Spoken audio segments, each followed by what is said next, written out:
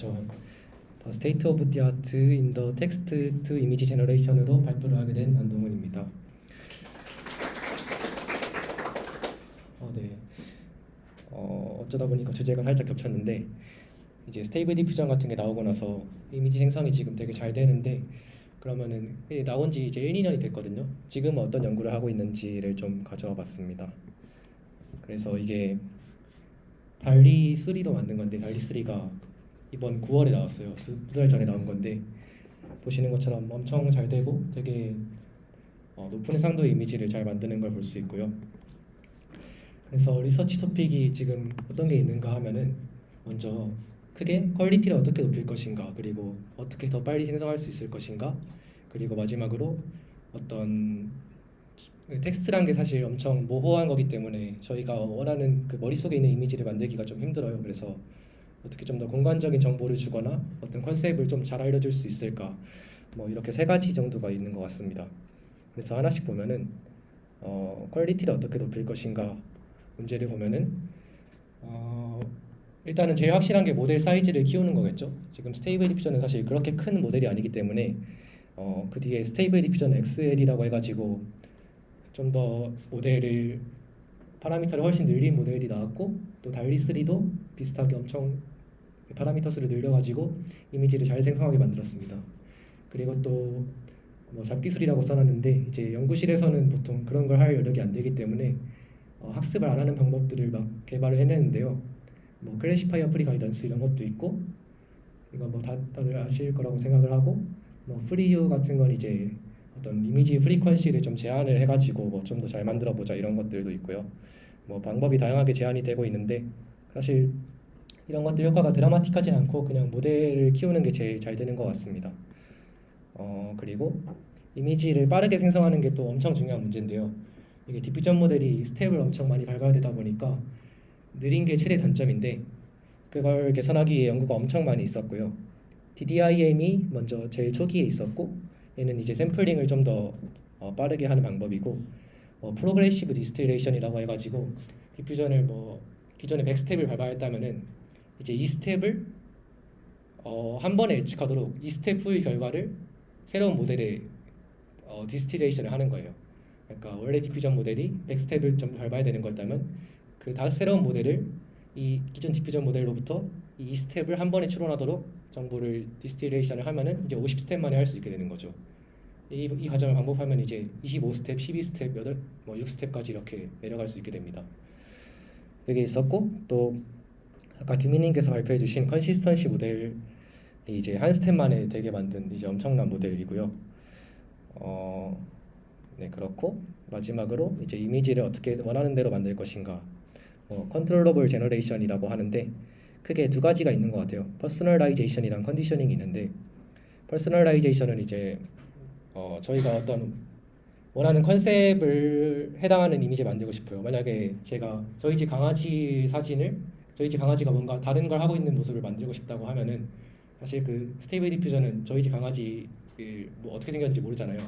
근데 저희 집 강아지 사진이 뭐 한 5장 있으면은 그거를 어떻게든 모델한테 알려주면은 모델이 거기에 해당하는 걸 만들 수 있게 해주는 게 퍼스널라이제이션인데, 뭐 드림부스, 로라, 텍스처 인버전 이런 것들이 있고요. 아까 보여주셨던 아이유 로라 같은 게 이제 퍼스널라이제이션의 예라고 볼 수 있습니다. 그리고 컨디셔닝은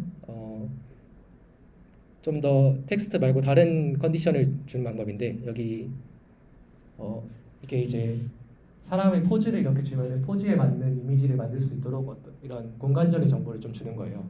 뭐 세그멘테이션 맵을 줄 수도 있고 포즈를 줄 수도 있고 엄청 다양하게 줄 수 있습니다. 그래서 이런 쪽 연구도 되고 있고요.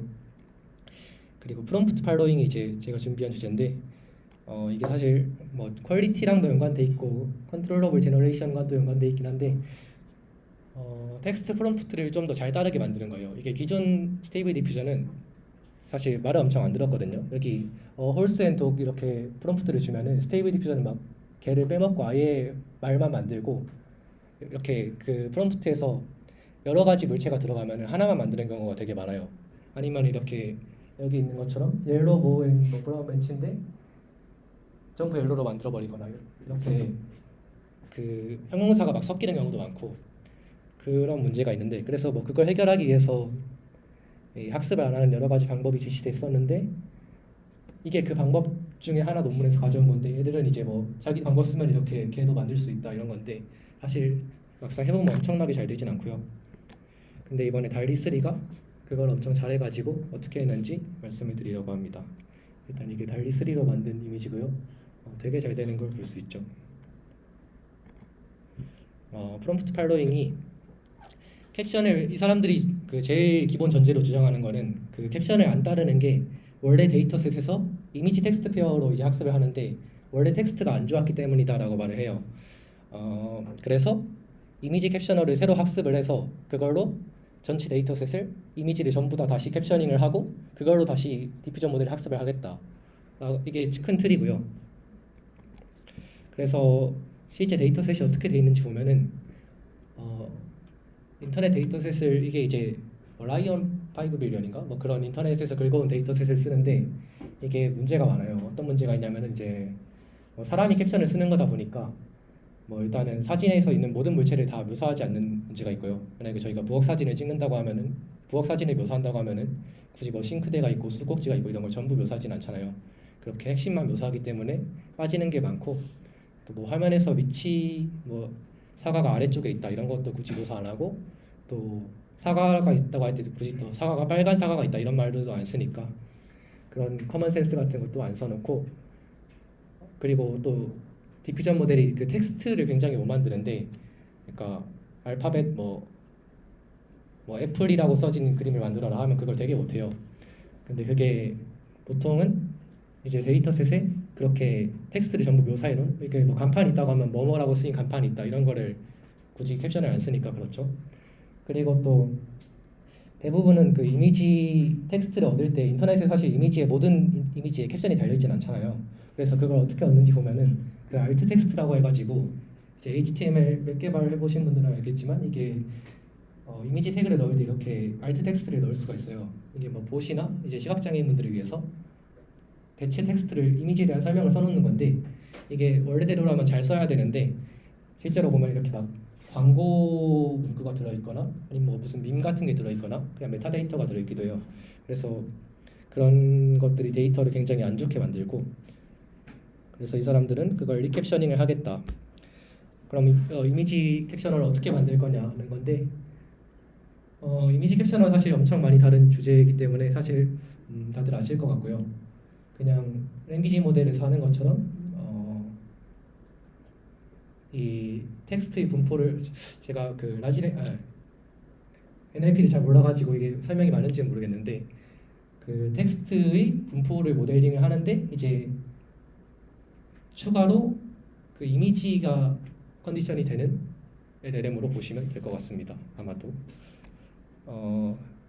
근데 물론 이미지 그대로 넣으면 픽셀이 너무 많아가지고 차원이 너무 크니까 뭐 클립 같은 걸 통과시켜가지고 하겠죠. 근데 이렇게 캡셔너를 그냥 만들어 보면은 뭐 디테일을 잘 묘사를 하지 않는데요. 저희가 원하는 건 디테일을 잘 묘사하는 건데 그래서 그걸 어떻게 했는지 보면은 먼저 먼저 중심 물체 그러니까 데이터셋을 수동으로 만들어요. 이미지를 갖고 이미지의 중심 물체에만 적혀 있는 데이터셋을 만들어요. 여기를 보면은 화이트 모던 배섭이라고 되어 있죠. 이렇게 하얀 욕조가 있는 이미지 이렇게 중심 물체만 묘사한 걸 만들고 그 다음에 파인 튜닝을 합니다.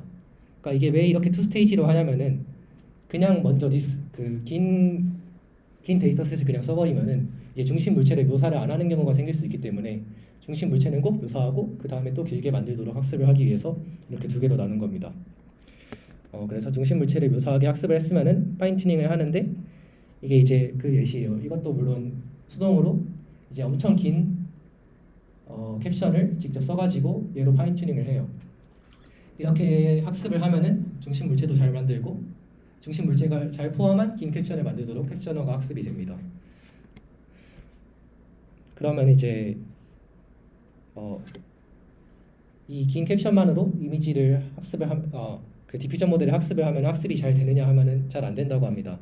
왜냐하면은 디퓨전 모델과 같은 어떤 라이클리후드 기반 모델은 데이터셋에 아주 민감한데, 그래서 만약에 저희 학습 데이터셋이 전부 다 스페이스 한 칸 띄고, 그러니까 원래 캡션에 전부 앞에 스페이스가 들어가 있어가지고 한 칸씩 떠져 있다고 생각을 해보면은, 저희가 만약에 그렇게 학습된 디퓨전 모델에 한 칸 안 띄고 그냥 프롬프트를 넣으면은 이게 그동안 모델이 봐왔던 분포랑 다르기 때문에 생성이 엄청 잘 안 된다고 해요. 근데 이렇게 이미지 캡셔너가 만든 데이터셋으로 학습을 했잖아요. 근데 이미지 캡셔너도 이렇게 약간 바이어스가 있어가지고, 여기서 예를 드는 건 애플, 바나나 이렇게 앞에 어가 무조건 붙은 걸 만든다고 해요. 그러면은 이제 저희가 이미지를 잘 만들려면은 이 캡셔너처럼 프롬프트를 줘야 되는데, 그건 사실 말이 안 되잖아요. 저희가 캡셔너를 따라서 쓰는 거는. 그래서 사람이 쓸 것 같은 캡션으로 학습을 결국에 해야 되긴 해요. 저희가 사람이 쓴 프롬프트에서 잘 작동을 하려면. 그래서 사람이 쓴 것과 그 아까 만든 긴 데이터를 섞어가지고 학습을 하겠다는 게 주요 전략입니다. 그러면 이제 여기 GT 캡션이라고 나와 있는데, GT 캡션이 아까 그 원래 데이터셋에 있는 캡션이고요. 인터넷 캡션, 그거는 이제 사람이 쓴 거니까 어떻든 그거를 섞어서 학습을 하겠다는 거고요. 그럼 이제 몇 %씩 섞어야 될까를 실험한 건데, 이게 뭘로 측정한 거냐면은 노랑, 빨강, 파랑이 있는데, 이 노란색이 GT 캡션으로 한 거고, 인터넷 캡션으로 한 거고, 빨간 게 아까 맨 처음에 만든 중심 물체만 묘사하는 캡션이고, 이게 파란 게 마지막에 있던 엄청 긴 캡션이에요. 그래서 이걸로 디퓨전 모델을 학습을 하고 이미지를 만들었어요. 그럼 그 이미지랑 원래 캡션을 갖고 있잖아요. GT 캡션과의 클립 유사도를 비교를 합니다. 이게 GT 캡션과 클립 유사도를 비교한 거고, 이게 긴 캡션과 클립 유사도를 비교를 한 건데, 여기에 있어서는 당연히 긴 캡션으로 학습을 한 게 긴 캡션과 유사도가 당연히 높겠죠. 그래서 당연하게도 긴 캡션으로 학습한 게 제일 잘 나오고, 근데 여기서 중요한 거는 놀랍게도 긴 캡션으로 학습한 게 GT 캡션과도 유사도가 높게 나온다고 합니다. 그러니까 GT 캡션으로 학습한 게 더 높아야 될 것 같지만 GT 캡션과 유사도니까, 근데 긴 텍스트로 학습을 한 게 짧은 거에서도 더 잘 된다는 거예요. 그래서 어떤 경우에서든지 긴 캡션으로 학습한 게 유리하니까 긴 캡션을 쓰겠다는 건데, 그렇고요. 그러면은 긴 캡션에 몇 프로 섞을 거냐는 문제인데, 해보니까 95% 섞은 게 잘 된다고 합니다. 근데 뭐 이거 실험할 거면 99%, 100%도 해봐야 될 것 같은데, 그냥 95%에서 잘 된다고 했고요. 근데 문제는 이렇게 하면은 저희가 짧은 프롬프트를 주면은 이제 못 만들어요, 여전히. 왜냐면 긴 거 95%로 학습을 했으니까. 그래서 GPT-4를 결국에 씁니다, 이 사람들도. 우리가 프롬프트를 쓰면은 얘네 프롬프트 업샘플링이라고 하는데, 프롬프트를 긴 걸로 바꿔줘요. 이게 그 긴 걸로 바꾸는 프롬프트인데, 당신의 이미지를 생성하는 프로틴은 이러입니다 하면서 너가 프롬프트를 업샘플링을 해야 된다, 뭐 이렇게 길게 역할을 설명을 해줘요. 예시를 보여주면서. 그러면 이제 저희가 프롬프트를 이 DALL-E 3에 입력을 하면은 GPT-4가 프롬프트를 길게 바꿔주고 그걸 다시 디퓨전 모델에 넣어서 이미지가 나오는 겁니다. 결국에 그래서 요즘 GPT-4가 어디에서나 쓰이는 것 같고, 이게 원래 캡션인데, 원래 프롬프트인데 보실 분은 보시면 되고요.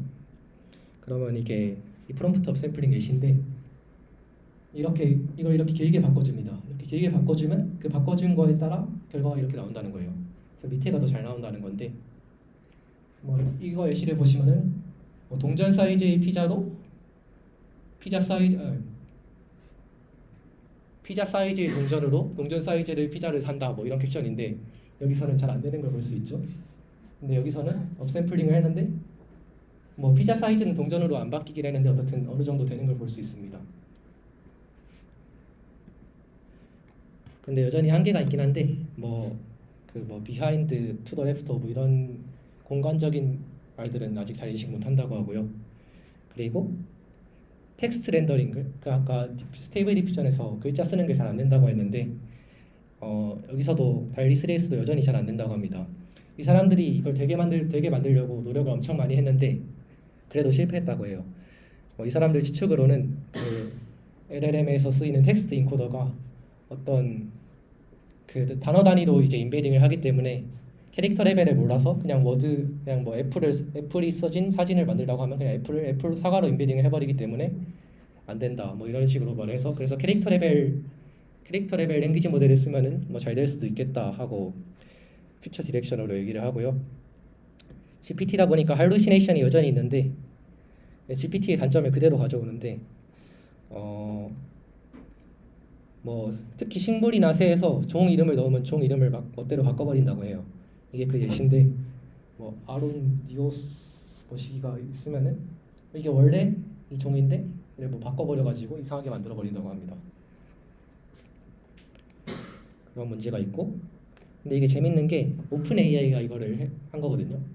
근데 구글에서도 정확히 같은 걸 해가지고 논문을 냈습니다. 최근에 보시면은 이제 Principled Recapturing Improved Image Generation이라고 해가지고 정확히 똑같이 이제 데이터 셋이 안 좋아서 이미지 생성을 못하는 거다 하면서 이미지 리캡셔닝 하는 방법을 제안을 합니다.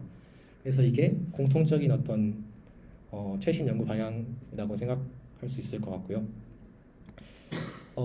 이제 갑자기 두 번째 주제로 넘어가는데 이게 아까까지는 이제 프롬프트 팔로잉에 대한 얘기였고 또 최신 연구가 속도를 빠르게 하는 방향도 있다고 했잖아요. 그래서 컨시스턴시 모델을 앞에서 규민님께서 되게 잘 설명해 주셨는데 저는 조금 더 원리만 설명을 드리고 마치려고 합니다. 그래서 디퓨전 모델은 스텝을 엄청 많이 밟아야 되죠. 그래서 이게 다일리 같은 거 만들 때 컴퓨팅 리소스가 엄청 많이 드니까 치명적이어서 이거를 줄이려고 많은 노력을 하고 있었고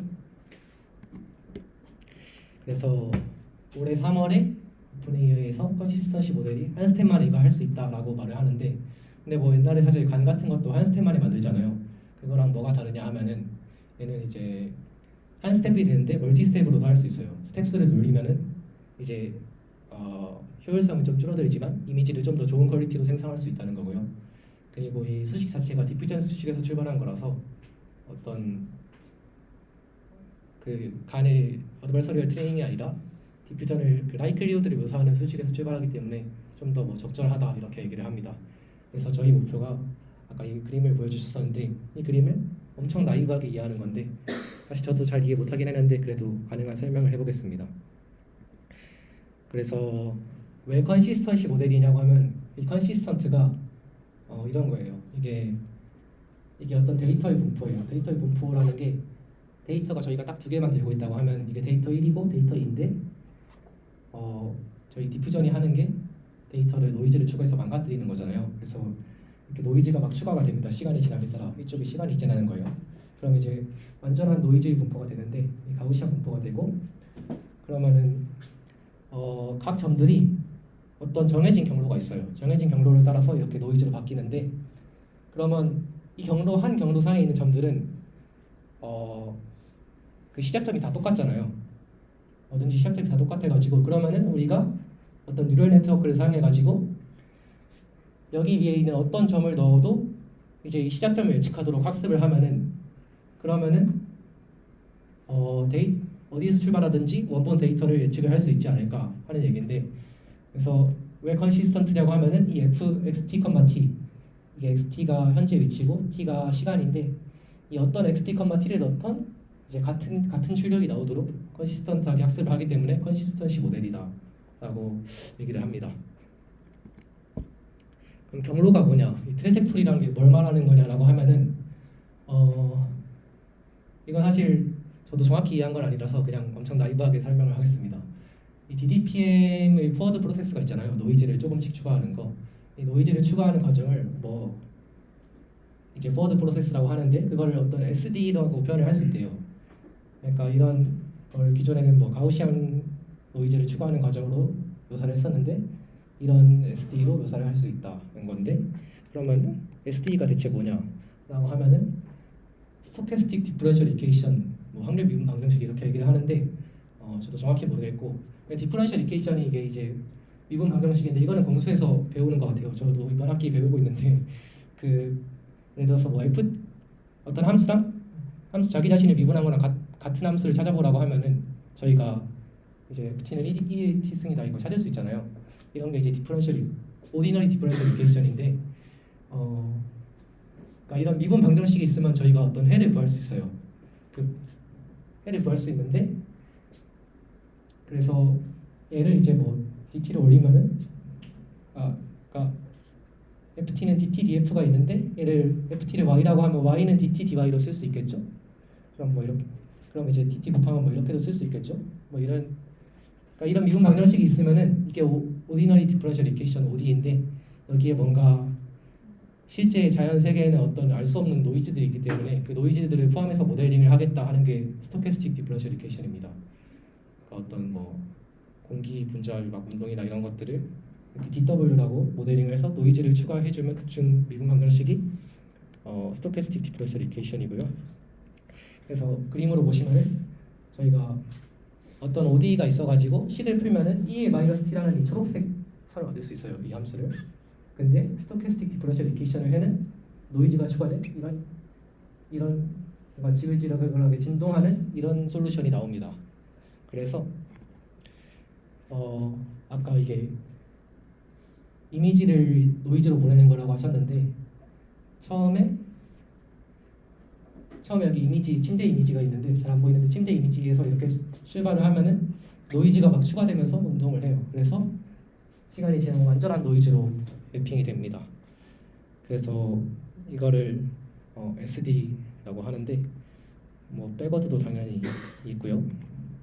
근데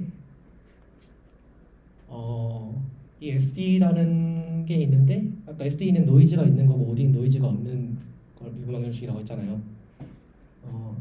근데 저희가 이게 디퓨전의 SD인데, 이 디퓨전의 SD를 정확히 똑같은 결과를 생성하는 OD를 찾을 수가 있대요. 어떻게 하면은 이 식의 결과와 이 식의 결과가, 그러니까 이 식의 경로가 똑같아지도록 만들 수 있다고 하는데, 물론 그냥 그게 되는 건 말이 안 되니까 뭐 이 디퓨전의 뉴럴 네트워크가 필요하고요.